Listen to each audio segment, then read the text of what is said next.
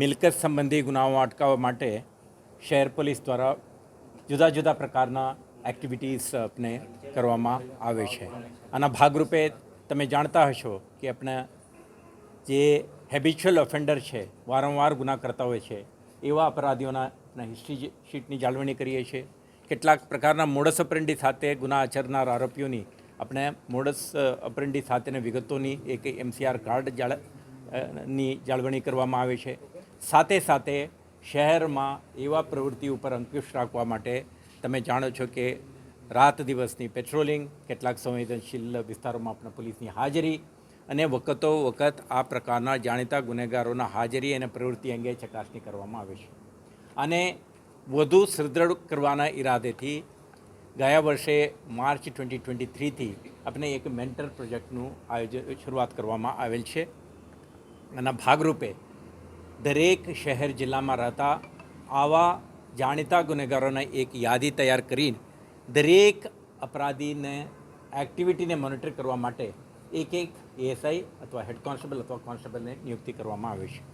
આ જ પ્રકારના એક્ટિવિટી નિયુક્ત કરવામાં આવેલ પોલીસ અધિકારીઓ દ્વારા એમને સોંપવામાં આવેલ જે અપરાધી છે એમના એક્ટિવિટી ઉપર નજર રાખવામાં આવે છે, મુલાકાત લેવામાં આવે છે, કયો પ્રવૃત્તિ સાથે સંકળાયેલા છે, કોઈ ગેરેજમાં કામ કરે છે, હોટલમાં કામ કરે છે, ફેક્ટરીમાં કામ કરે છે, તો એમના ઇકોનોમિક એક્ટિવિટીઝ શું અને એમના લાઇવલીહુડ સંબંધિત એક્ટિવિટીઓ શું છે, આ અંગે પણ જાણકારી રાખતા હોય છે.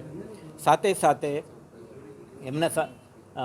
એમને સોંપવામાં આવેલા અપરાધી સાથેનું એક ડાયલોગ પ્રોસેસથી પ્રયાસ કરે છે કે આ વ્યક્તિ ફરીથી ગુનાખોરીમાં આવે નહીં અને એમના રેગ્યુલર પ્રોફેશનલ એક્ટિવિટીઝ કે આપણે કહીએ લાઇવલીહુડ એક્ટિવિટીઝમાં સતર્ક રહે અને મેઇન સ્ટ્રીમ સોસાયટી સાથે ઇન્ટિગ્રેટ બનીને એક સારા નાગરિક બનીને જીવી શકે તે પ્રકારનું એક પ્રયાસ કરવામાં આવી રહ્યો છે.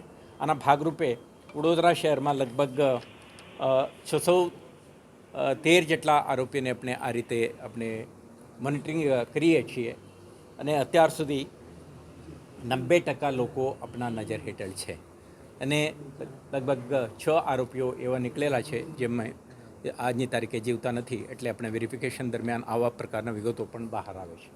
અત્યારે 10% લોકો જે આપણા નજર બહાર છે એમને શોધવાનો પ્રયાસ ચાલુ છે અને જે લોકો ઓલરેડી હાજર છે આજની બેઠકમાં પણ આપણે વિસ્તૃત ચર્ચા કરીએ છીએ એમના સાથે કેવી રીતે પોલીસ કર્મચારીઓ એમના વિગતો જાણીને એમના પ્રવૃત્તિ ઉપર અંકુશ લાવી શકીએ અને સાથે સાથે સમાજના એક જવાબદાર નાગરિક તરીકે જીવે અને ફરીથી ગુનાખોરીમાં ઇન્વોલ્વ ના થાય, તો હેબિચ્યુઅલ ઓફેન્ડર તરીકેના એમના જે પ્રવૃત્તિ છે આમાંથી બહાર આવીને એક જાગૃત નાગરિક બને એવા આપણા પ્રયાસ છે.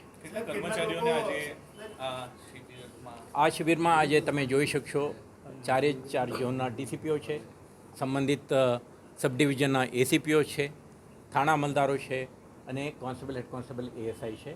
600થી વધારે આવા પોલીસ કર્મચારીઓ આજે આપણા શિબિરમાં ઉપસ્થિત છે. આપણે એમને સેન્સિટાઇઝ કરવા માંગીએ છીએ અને કાર્યપદ્ધતિ અંગે વિસ્તૃત જાણકારી આપવા માંગીએ છીએ. એમના પાસેથી પણ આપણે જાણવા માંગીએ છીએ કે આ યોજનાને કેવી રીતે વધુ અસરકારક બનાવીશું અને શહેરમાં બનતા ગુનાખોરી અટકાવવા માટે કેવી રીતે સફળ થઈશું. મને આ કહેતા પણ ગર્વ થાય છે, આ વર્ષે આપણે આ પ્રોજેક્ટના માધ્યમથી, હું નથી કહેતો that is the only factor, but આપણે લગભગ શહેરમાં આ વર્ષ દરમિયાન એક પણ ડકોઇટીના કિસ્સો બન્યું નથી. લગભગ 11 રોબરીના કિસ્સાઓ બનેલા, તમામ કેસો આપણા ડિટેક્ટ છે. વ્હીકલ થેફ્ટના 47% અને મોબાઈલ થેફ્ટના લગભગ 32% ને મોટાભાગે આપણે 13 તુજકો અર્પણ કાર્યક્રમમાં CEIR માધ્યમથી પરત મેળવીને આપણા આપતા હોય છે.